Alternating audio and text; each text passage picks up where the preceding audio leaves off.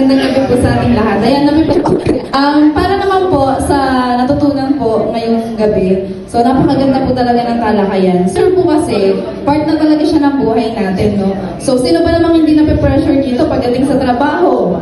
Diba? May boss na nakaka-pressure. May katrabaho nakaka-pressure. Pagdating din po sa church, may pressure din po, diba? Sa ministry, pwedeng nakaka-pressure, diba?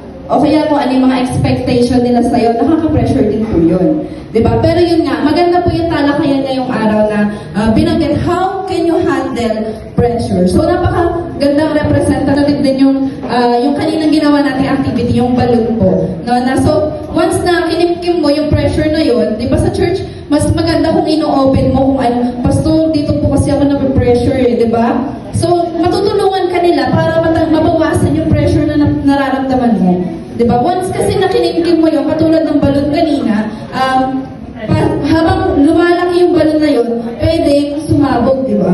So, ganun din yung pwedeng mangyari sa atin. Once na kinimkim natin yung pressure na yun. So, maganda po na lagi po natin nasa center si Lord. Pwede din tayong magsumbong sa Kanya, di ba, sa mga pressure natin. Pwede natin iiyak sa Kanya lahat. So, yan lamang po at magandang gabi po sa ating lahat.